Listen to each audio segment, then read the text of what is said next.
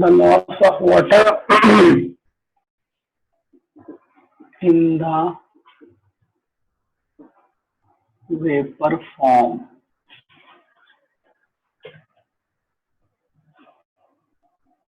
in the exposed part is called transpiration.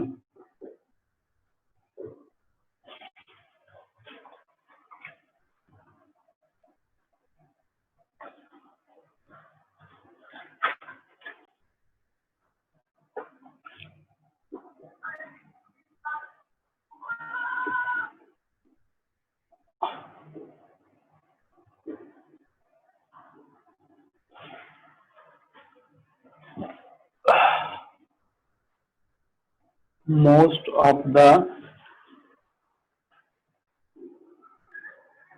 transpiration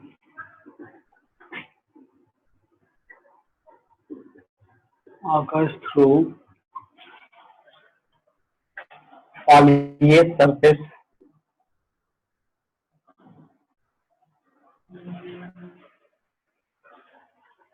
foliate surface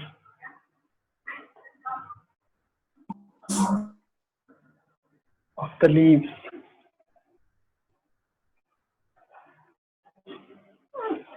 of the leaves.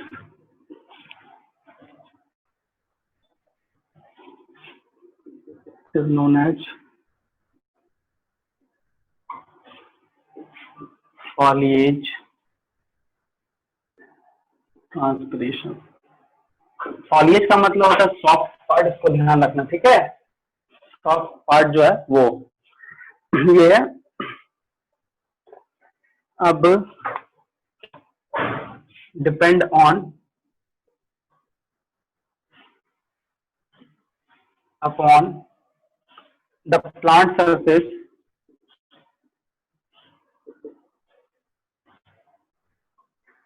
transpiration is of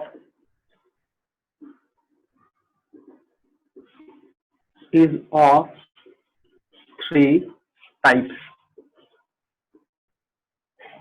first में हो जाएगा stomatal transpiration, जो सबसे ज्यादा करता है, ठीक है। तो स्टोमेटल ट्रांसपिरेशन ये approx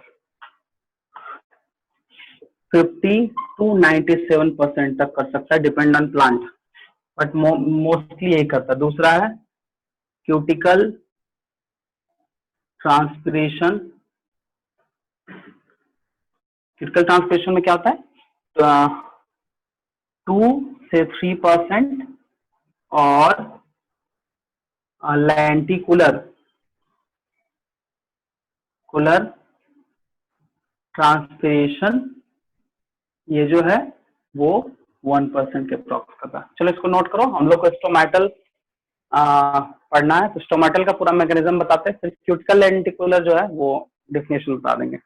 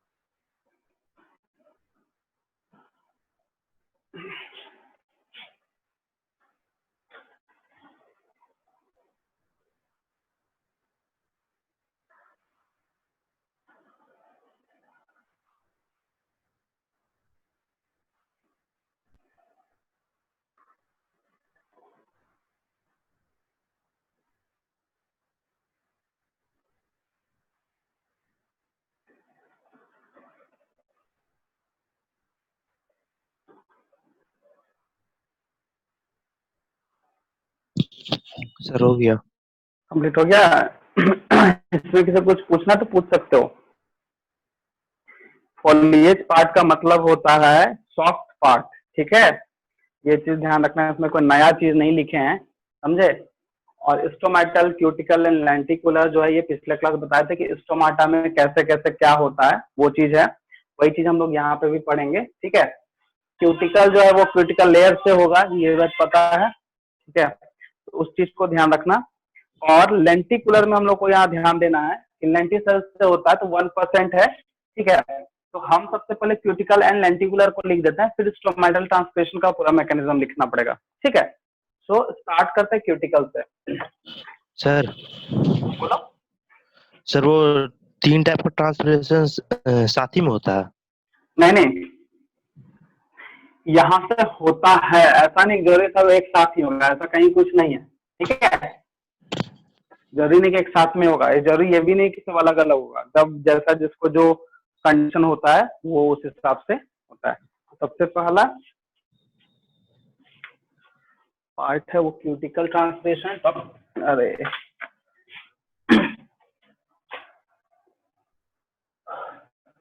cuticle translation,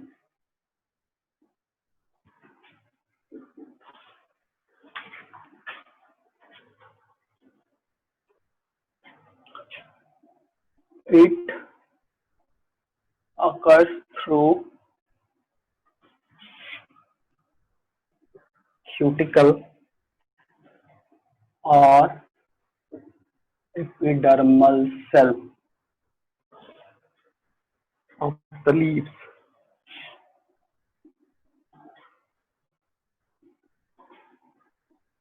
and other ex exposed part of the plant। जरूरी नहीं है कि लीफ में ही होगा, बट मोस्टली जो क्यूटिकल एपिडर्मल लेयर होता है वो लीफ में होता है, और अदर पार्ट से भी हो सकता है, ठीक है ना।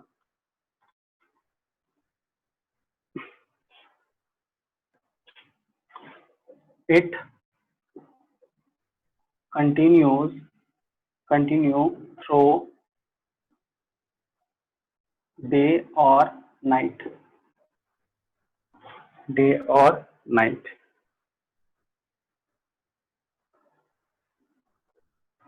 अब है next cuticular, sorry lenticular.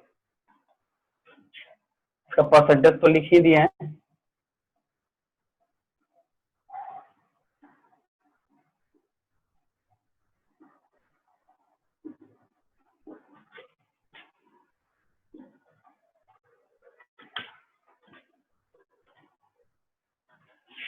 It is found only in woody branch of the tree where lenticel occurs. It is only 1 to 0.1%.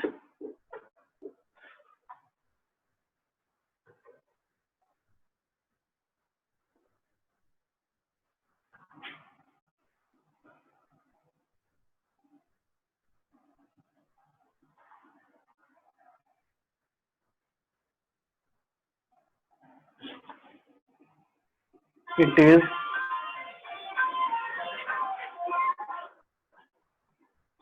it is sorry. It, however,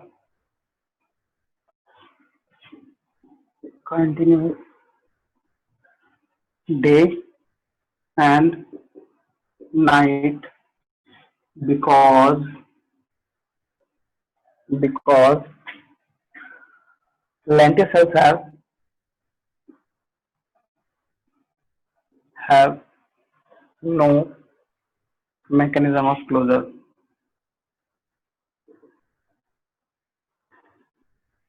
closure ये चीज होता है, ठीक है। चलो उसको नोट करो।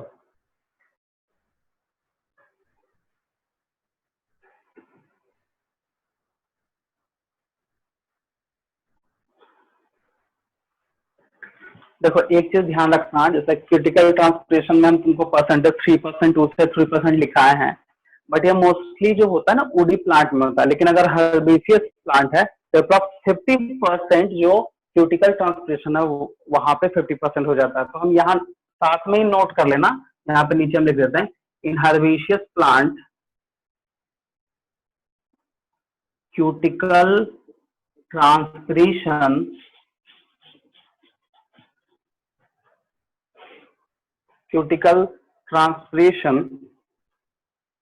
may be up to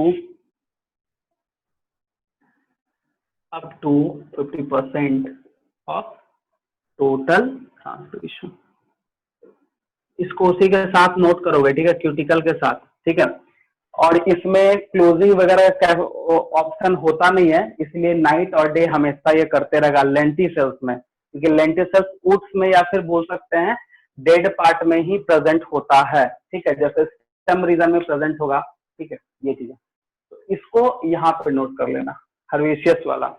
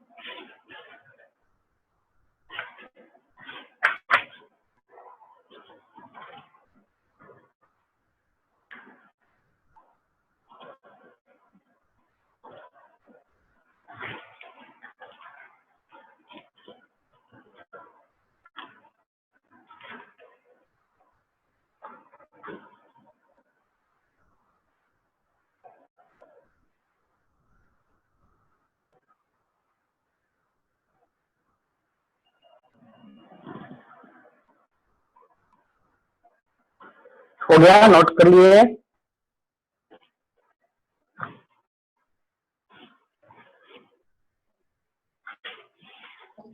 sir वो लेंटिक्यूलर ट्रांसपिरेशन है ना सर?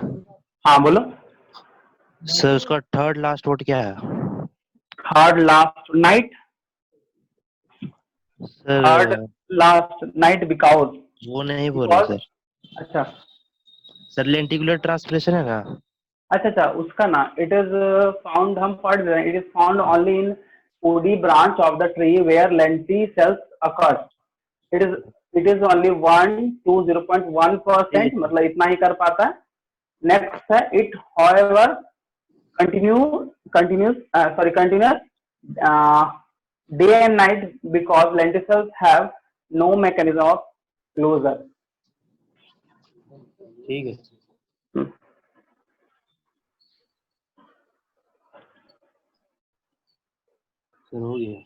हो गया, चलो ठीक है। सो अब हम लोग stomatal translation,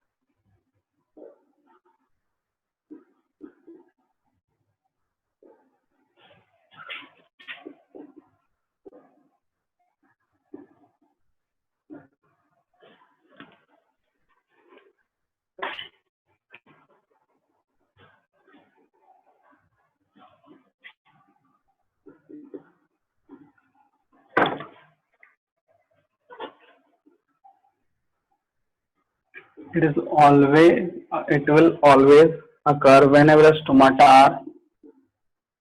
whenever stomata are open for gaseous exchange.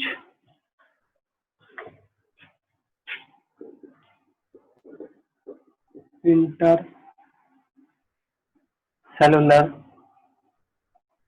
space of the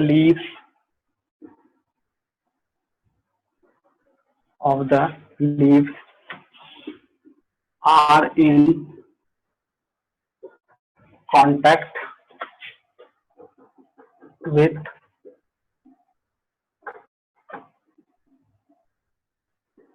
mesophyll cell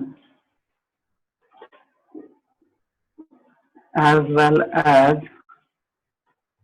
outside air through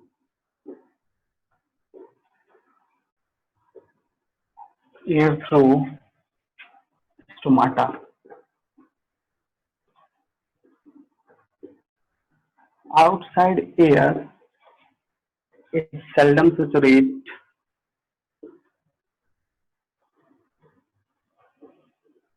saturated with water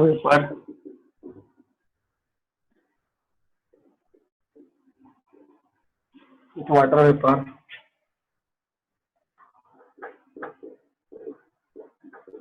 while the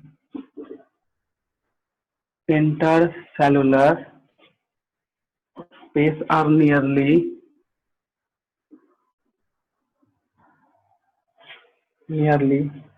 always always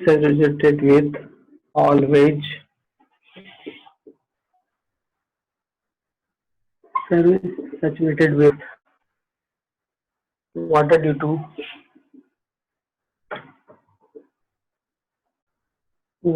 due to evaporation from the wet walls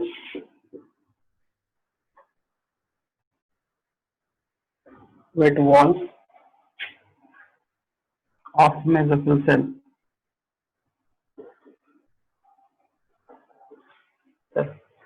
Therefore,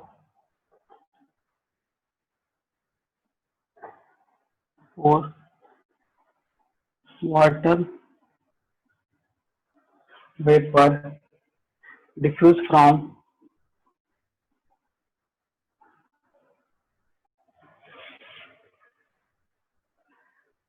intercellular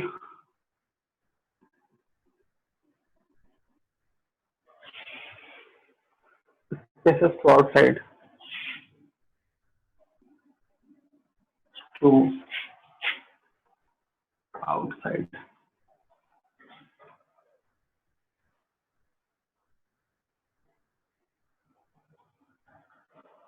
बस note करो.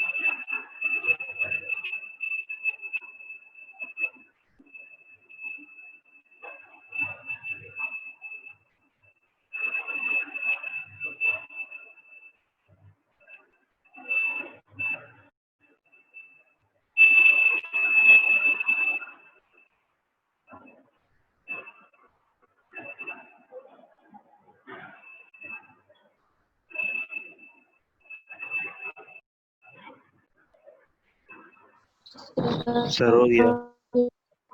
हो गया सबका? Yes sir.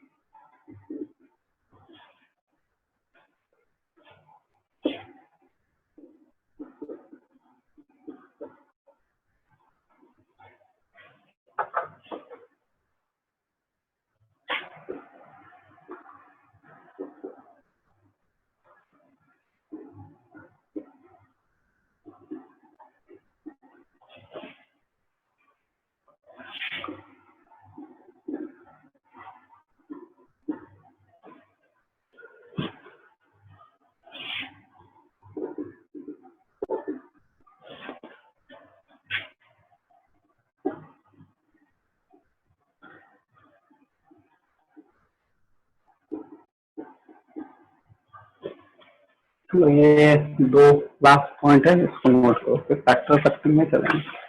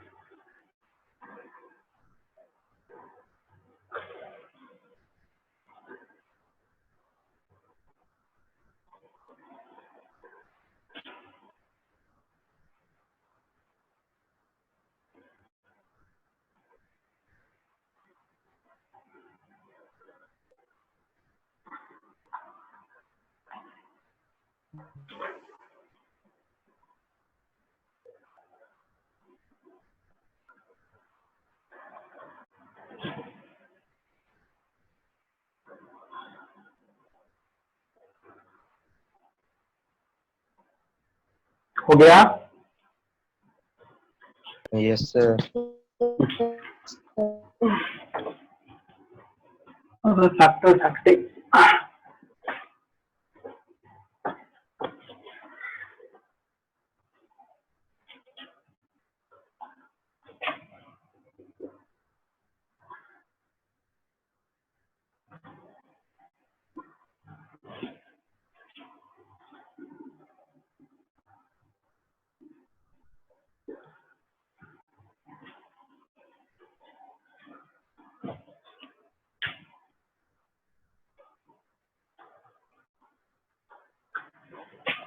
First है atmospheric temperature.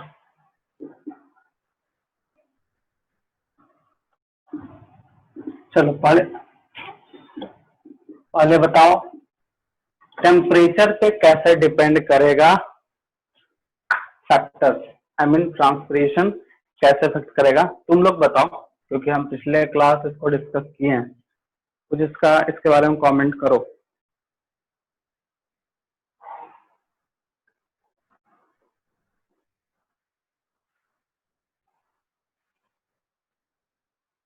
बोलो, क्योंकि इसको समझना बहुत इम्पोर्टेंट। देखो, सबसे फर्स्ट में ये बताओ कि ट्रांसपिरेशन होने का जो मेन रीजन है वो क्या है।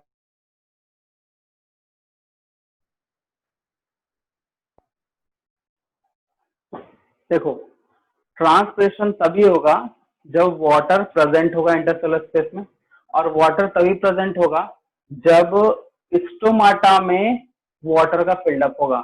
और वाटर का फिल्डअप होता है, इसका मतलब स्टोमाटा ओपन होगा। जब स्टोमाटा ओपन होता है तभी ये प्रोसेस होगा। स्टोमेटल ट्रांसपिरेशन की बात करें तभी ये होगा, नहीं तो ये नहीं होगा।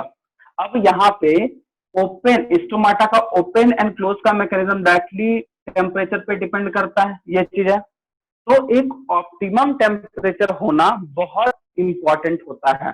सपोज इट मान लिया जाए कि टेम्परेचर बहुत ही ज्यादा हाई है और हम नाइट के टाइम का, सपोज नाइट के बाद टाइम का बात कर रहे हैं कि बहुत ज्यादा टेम्परेचर हाई है, बट वो जो टाइम है वो नाइट का है, मतलब रात में अगर टेम्परेचर बहुत ज्यादा हाई है तो क्या वहां पे ट्रांसपिरेशन होगा? तो ट्रांसपिरेशन होगा। क्यों? 90% नहीं होगा, लेकिन 50% जरूर होगा। क्यों? क्योंकि वहां पे स्टोमाटा क्लोज ना होके ओपन उसको मिलेगा। दूसरा चीज कि आखिर टेम्परेचर का जो मेन रीजन है, ट्रांसपिरेशन का जो मेन रीजन टेम्परेचर को लिया गया है, उसका मेन कारण क्या है कि स्टोमाटा ओपन रहेगा। तो जब स्टोमाटा ओपन होगा तब होगा, चाहे वो रात में हो या दिन में हो, डिपेंड करता है टेम्परेचर। अब ऐसा थोड़े ठंडा के दिन में टेम्परेचर हो जाएगा, सॉरी ठंडा के दिन में ट्रांसपिरेशन हो जाएगा, नहीं होगा। रात के टाइम में, दिन में ही होगा, तो उसको टेम्परेचर मिलना चाहिए। कंडीशन यहाँ पे ये है कि अगर टेम्परेचर मेंटेन हुआ रात के टाइम पे भी, और अगर उसको 10 डिग्री सेंटीग्रेड भी मिल गया, तो अप्रॉक्स 50% जो ट्रांसपिरेशन है वो कर देता है। लेकिन अगर दिन का टाइम का बात करो कि दिन के टाइम के, गर्मी के दिन में क्या था, क्या ट्रांसपिरेशन होता है? ट्रांसपिरेशन नहीं होता है, क्योंकि पानी पूरी बाहर निकलने के कारण जो वहां का पार्ट होता है वो डेजिकेट कर जाता है, ड्राई कर जाता है, जिसके कारण जो स्टोमाटा है वो क्लोज हो जाता है। ठीक है, तो ध्यान रखना है स्टोमाटा में कि, सॉरी स्टोमेटल ट्रांसपिरेशन में, कि स्टोमाटा का ओपन होना बहुत इंपॉर्टेंट है। इसलिए वहां लास्ट में लिखा है कि स्टोमाटा में स्टोमेटल ट्रांसपिरेशन तब तक होगा जब तक कि स्टोमाटा ओपन है, और अगर बंद हो गया तो ये प्रोसेस नहीं होने वाला है। अब इसका सीधा सीधी असर पड़ता है टेम्परेचर पे। अगर रात में भी उसको 10 डिग्री मिला, मतलब वो ओपन है और वो ट्रांसपिरेशन कर पाएगा, नहीं तो नहीं। ज्यादा मिल गया तो डेजिकेट कर जाएगा, वाटर वहां रहेगा ही नहीं, तो वहां पे टेम्परेचर नहीं होगा। उस केस में जो स्टोमाटा है वो क्लोज हो जाता है। तो मतलब सीधा सी है, टेम्परेचर बहुत इंपॉर्टेंट है, चाहे वो रात हो या दिन हो। लेकिन टेम्परेचर जिस हिसाब से जैसा होगा उस हिसाब से वो अपना ट्रांसपिरेशन का मैकेनिज्म कंप्लीट होगा, और नहीं होगा तो नहीं होगा। मैक्सिमम दिन में होता है, रात में नहीं होता। लेकिन अगर रात में भी हुआ, सॉरी रात में भी टेम्परेचर मिला, एटमॉस्फेरिक टेम्परेचर, तो वो ट्रांसपिरेशन प्रोसेस को कंप्लीट कर लेगा। ठीक है, पहला। देखो, अब इसी पे है रिलेटिव ह्यूमिडिटी। रिलेटिव ह्यूमिडिटी क्या बोलता है?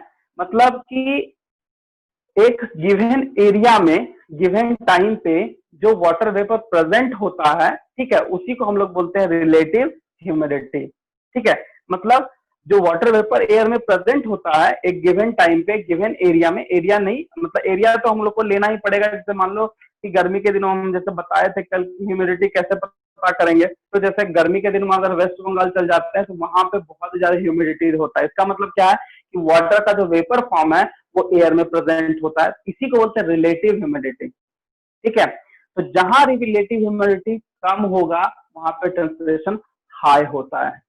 ठीक है, और जहां पे रिलेटिव ह्यूमिडिटी जो है वो अगर कम होगा तो हाई होगा, लेकिन ज्यादा अगर हुआ तो वहां ट्रांसपिरेशन कम हो जाता है।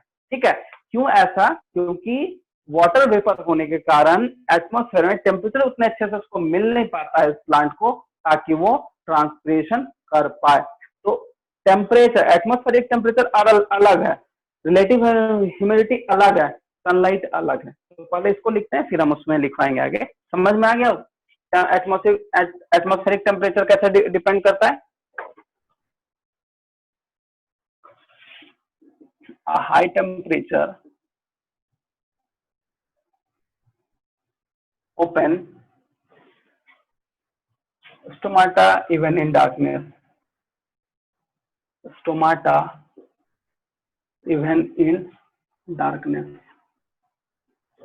In darkness.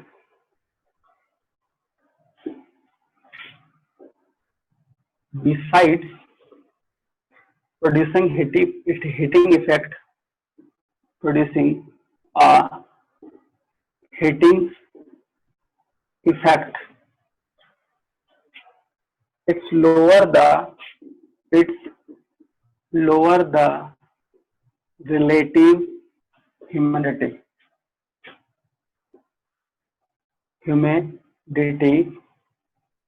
of the air and increase water vapor pressure inside transpiring organ.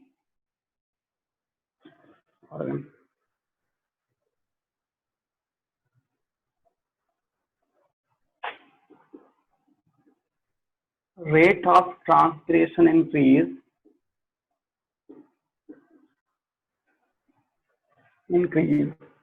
However, least temperature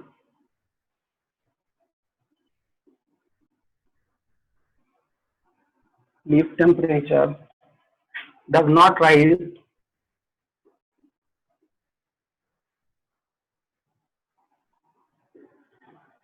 corresponding to rise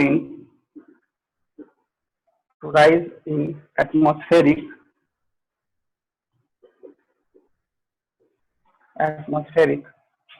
temperature due to cooling effect of translation.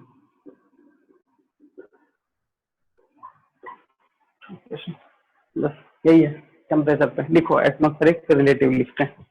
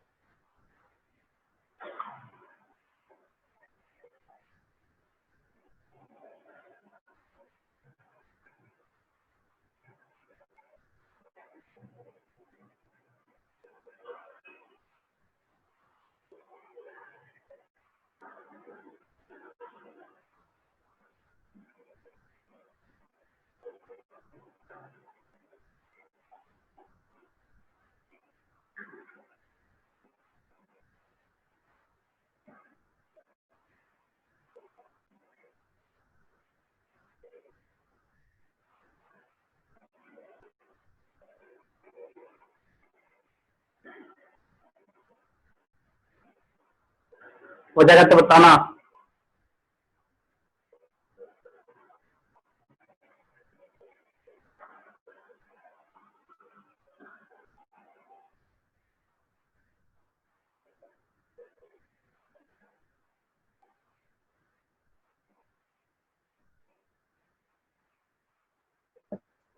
हो गया.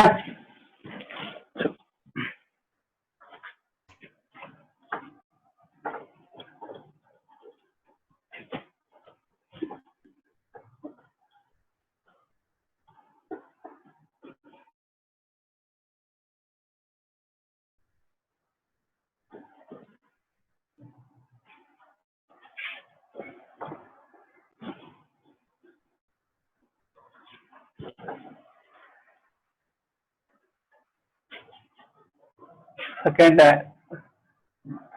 Relative humidity.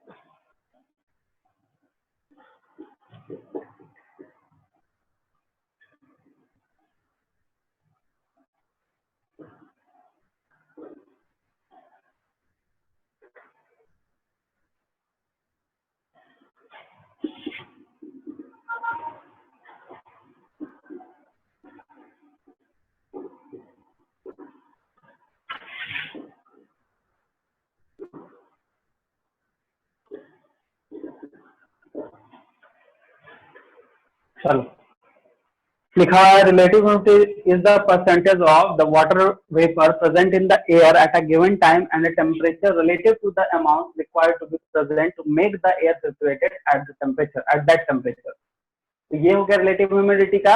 ठीक है, अब रिलेटिव ह्यूमिडिटी क्या होगा, directly sorry inversely proportional to होगा। मतलब ये अगर बढ़ेगा तो ट्रांसपिरेशन घट जाएगा और ये अगर घटेगा तो ट्रांसपिरेशन बढ़ेगा। ठीक है, ये चीज होता है।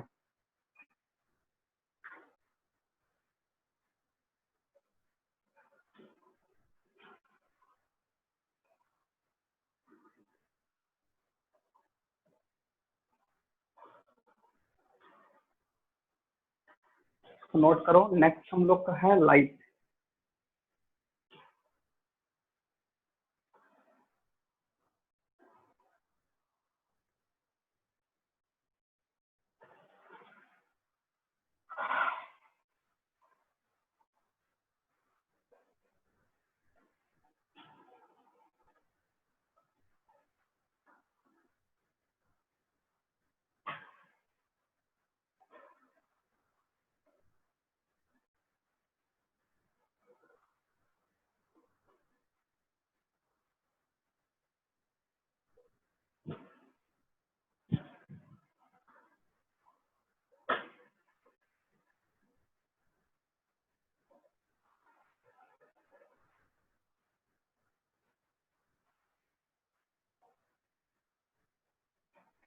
हो गया? Yes sir. अब लिखो सनलाइट या फिर लाइट। इसको खत्म कर देते हैं।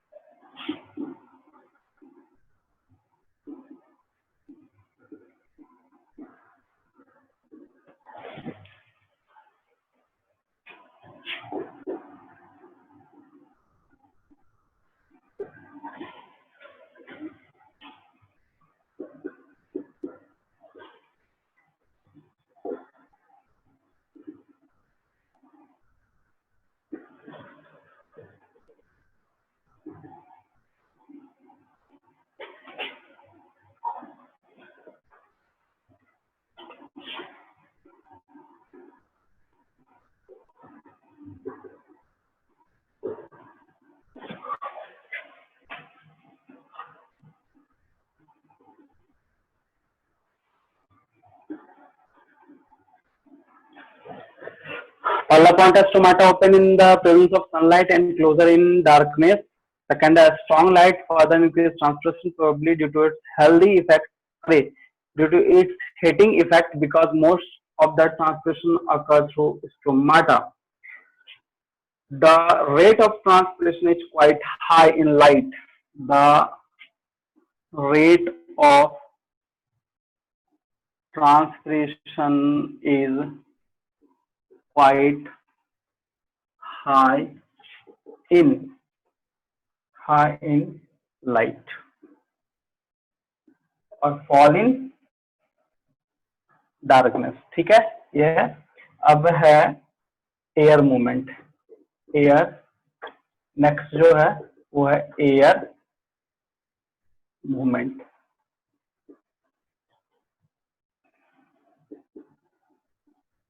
Transpiration is lower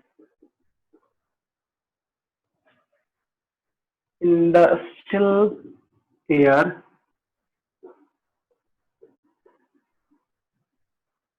because water vapor accumulate around the transpiring organ. Around the transpiring organ. The movement of air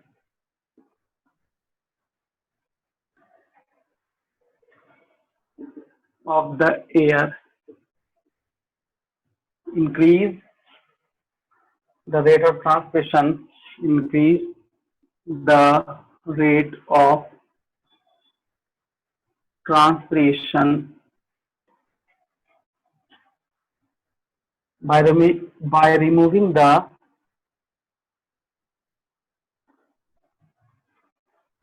saturation air around the saturation air around the leaves.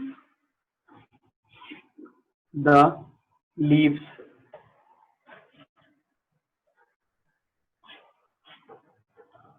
up to 20 to 30 kilometer per hour.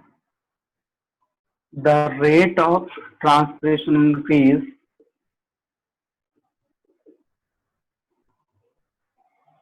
increase with the wind velocity. With the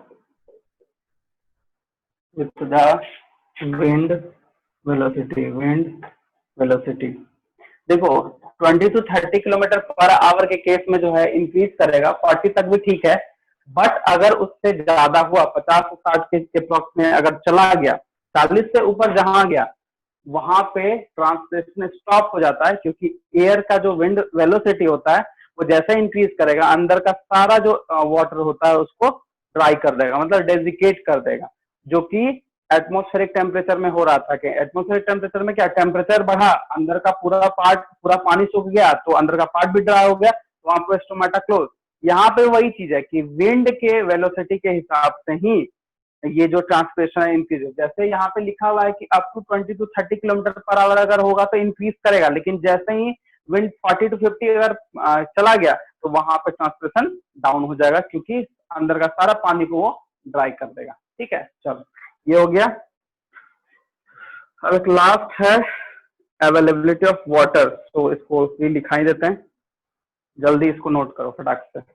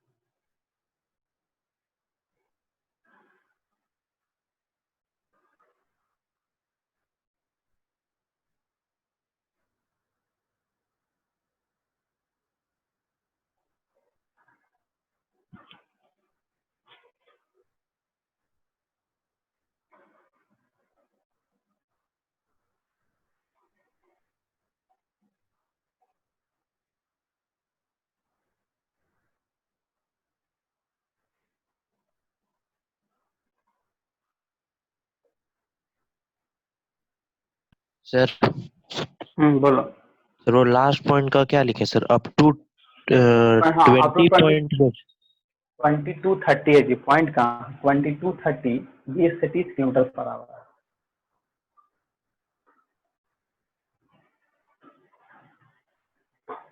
ऊपर वाला मिटा दें light, ऊपर वाला मिटा देते हैं। बस एक है वाटर लेवल है, इसको भी लिखा देते हैं, खत्म हो जाएगा ये चैप्टर ही खत्म हो जाएगा।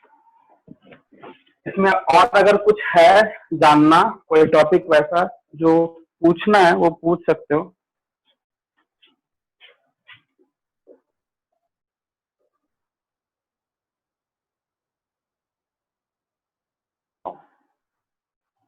वाटर, ठीक है।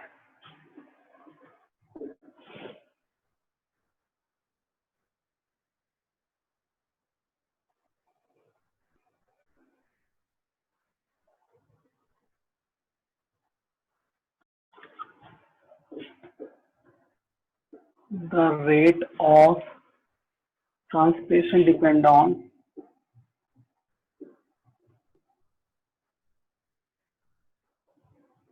depends upon the rate of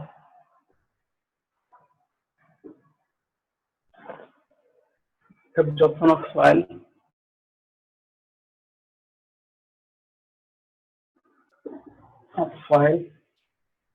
water by root।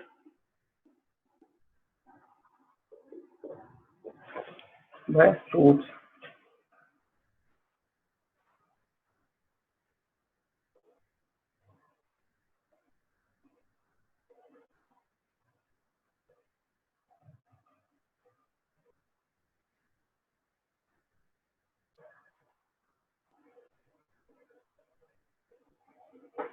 बस यही है एक लाइन।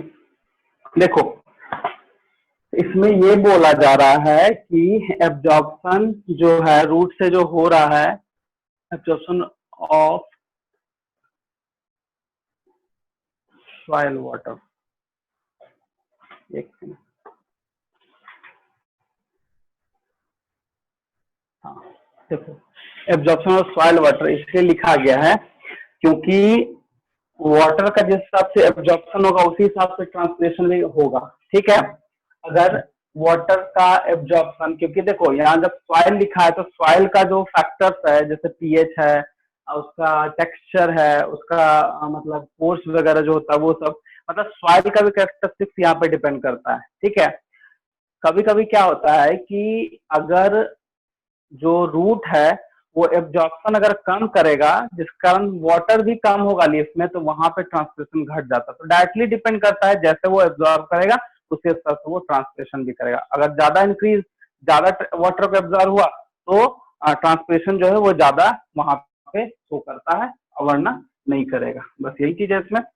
ये हो गया खत्म। ठीक है, अब हम लोग का जो टॉपिक है, ठीक है, ये ट्रांसलेशन कंप्लीट हो गया। इसमें कुछ और वैसा पॉइंट बचा है जो बताना है या टॉपिक बचा है तो अभी बताओ, बता के खत्म करते हैं। आज ही इसको खत्म करना है, फिर नेक्स्ट क्लास हम लोग न्यू चैप्टर पढ़ेंगे। मेरे हिसाब से हमको जहाँ तक याद है ट्रांसलेशन एंड उसका फैक्टर ही था। अगर और कुछ है वैसा, बुक है सामने तो देख लो, अगर कुछ वैसा है तो पूछ सकते हो। जल्दी जल्दी रिप्लाई करो, तुम लोग इतना लेट से रिप्लाई करता है ना। प्रीतम, देख रहे हैं सर। हाँ हाँ हाँ, आज बहुत कोई एब्सेंट है जी, क्या बात है।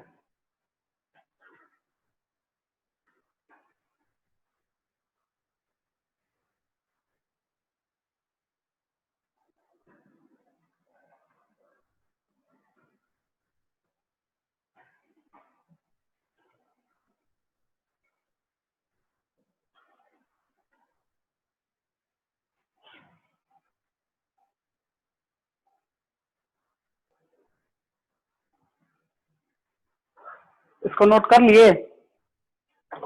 Yes sir. कुछ है प्रीतम ट्रांसलेशन में बचा कुछ टॉपिक वैसा?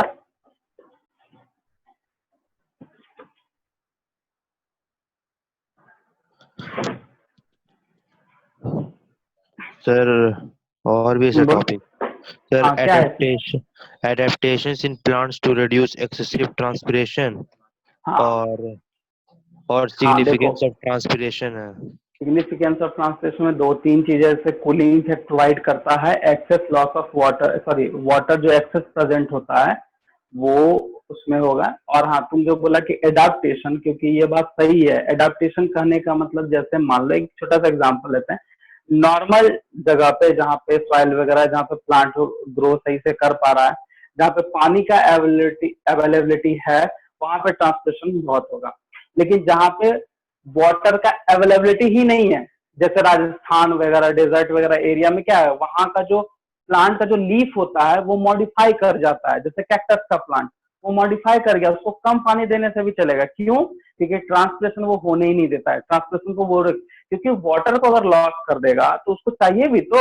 लेकिन वहां पे क्या है कि उस वैसे एरिया में वाटर का कमी है, तो कमी को पूरा करने के लिए वो अगर लॉस ही कर देगा तो फिर सर्वाइव कैसे करेगा? तो वाटर को वहां पे वो लॉस होने से बचाता है, इसलिए उसका जो लीफ में है उसमें स्पाइक्स, सॉरी स्पाइक्स नहीं बोलते हैं उसको, स्पाइन बोलते हैं, स्पाइन आ जाता है, मतलब कांटा की तरह वो लीफ का मॉडिफिकेशन है, क्योंकि वहां पे वाटर का अवेलेबिलिटी कम है। अगर वही वाटर वगैरह देने लगेंगे तो वहां पे फिर उसका जो मॉडिफिकेशन है वो चेंज हो जाएगा। बट ये कम टाइम पे ऐसा नहीं है, वो बहुत टाइम पे होगा, ठीक है। और नॉर्मल लीफ का जो है वो नॉर्मल लीफ है, वाटर जहाँ पे ज्यादा है वहां पे वो काम करेगा। नॉर्मल ट्री को जाके डेजर्ट में लगाओगे वो मर जाएगा, क्योंकि उसका तो आदत है पानी लेने का, ठीक है। तो ये मॉडिफिकेशन है। सिग्निफिकेंस के केस में दो तीन चीज है, जैसे सबसे पहला है कि कूलिंग इफेक्ट, क्योंकि टेम्परेचर बढ़ेगा तो प्लांट का इंटरनल जो टेम्परेचर वो भी बढ़ेगा, तो वो कूलिंग इफेक्ट प्रोवाइड करेगा। दूसरा चीज क्या होता है कि वाटर का एबिलिटी को मेंटेन करता है, ज्यादा ना हो जाए कम ना हो जाए इस तरह से वो, क्योंकि ज्यादा हुआ तभी वेपर का ये हो करेगा एक्सेस, क्योंकि एक्सेस लॉस ऑफ वाटर ही होता है, ऐसा नहीं कि उसमें जो जरूरी है उसको भी करेगा।